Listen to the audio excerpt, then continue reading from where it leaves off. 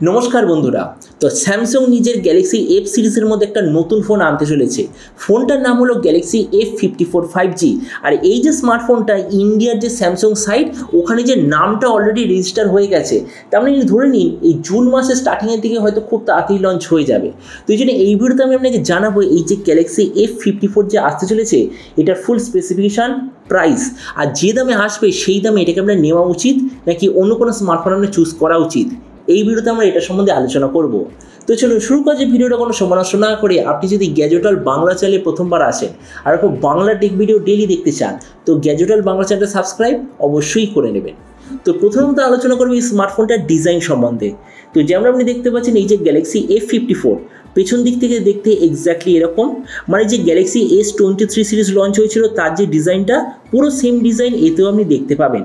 ফোনটা থিকনেস হলো 8.4 মিলিমিটার আর ওয়েট হলো 199 গ্রাম আর এর পেছন দিকে যে মেটেরিয়াল সেটা হলো গ্লসি টাইপের প্লাস্টিক ব্যাক কভার। ডিসপ্লের দিক থেকে এতে আপনি পাবেন 6.7 inch full HD plus 120 hertz super AMOLED plus কোয়ালিটির ডিসপ্লে, তার সঙ্গে 1000 নিটসের brightness, 20:9 aspect ratio, 93% screen to body ratio. Display সার্টিফিকেশনের দিক থেকে আছে HDR10+ সার্টিফিকেশন আর এর যে ডিসপ্লে প্রোটেকশন সেটা হলো গোরিলা গ্লাস 5। তার মানে সোজা কথা বলতে গেলে প্রাইস পয়েন্টের সবচেয়ে বেস্ট কোয়ালিটির ডিসপ্লে এতে আপনি নো ডাউট দেখতে পাবেন।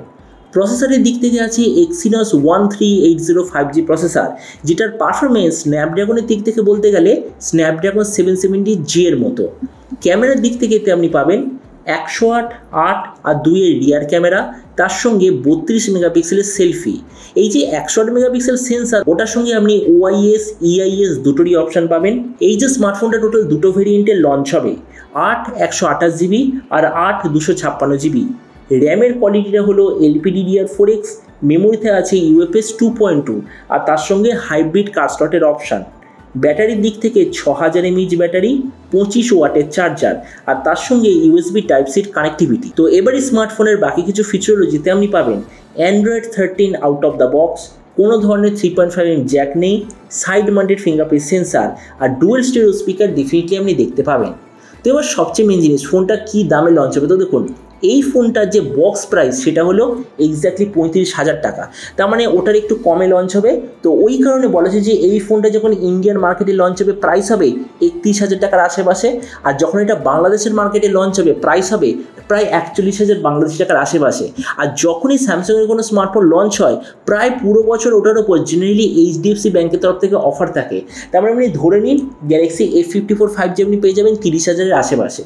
তো এবার সব ভিডিওর মধ্যে আপনাকে জানাবো এই যে ফোনটা যে আসতে চলেছে তো 30,000 টাকা এটাকে আমরা নেওয়া উচিত নাকি অন্য কোনো ব্র্যান্ডের স্মার্টফোন এর চেয়ে বেটার আছে। তো দেখুন প্রথমত এই মুহূর্তে ওই প্রাইস পয়েন্টে যে কটা চাইনিজ স্মার্টফোন আছে সব কটার স্পেসিফিকেশান স্যামসাংয়ের থেকে ডেফিনেটলি বেটার। তার মানে পারফরমেন্সের দিক থেকে স্যামসাং তো ওগুলো ধারে কাছেও নয়, কিন্তু কিছু দিক থেকে স্যামসাং বেটার। যেমন হলো স্যামসাংয়ের ফোনে যখন স্যামসাং নিজের ডিসপ্লে ব্যবহার করে তো আপনি ধরে নেবেন ওর চেয়ে বেটার ডিসপ্লে প্রাইস পয়েন্টে আর পসিবল নয়।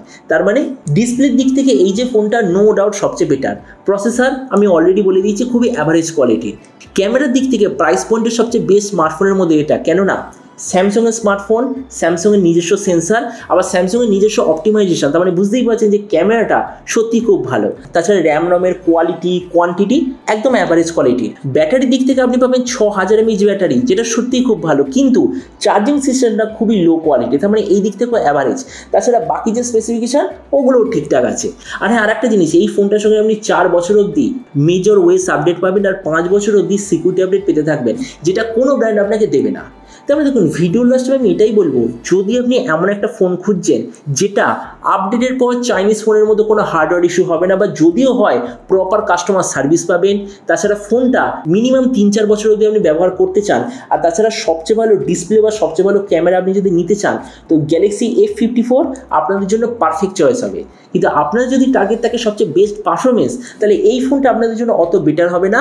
সেম প্রাইস পয়েন্টে পোকো F5 বা আইকন নিও 7 এর মতো যে বাকি ফোন আছে সেগুলো আপনাদের জন্য বেটার চয়েস হবে। তো এবার আপনি যে কোন সময় অবশ্যই জানবেন এই যে স্যামসাংয়ের নতুন ফোনটা যে আসতে চলেছে এটা স্পেসিফিকেশন দেখে আপনার কী মনে হয়, আর যে দামে এটা আসছে সেই দামে আপনি কি এটা নিতে চান নাকি অন্য কোনো স্মার্টফোন আপনি চুজ করতে চান, এটার সঙ্গে নিচে কথা বলতে আমাকে একদমই ভুলবেন না। তো চলুন দেখা হবে আগামীকালের একটা টেক ভিডিওতে। Till then stay tuned and always remember, think positive, be positive. Thank you.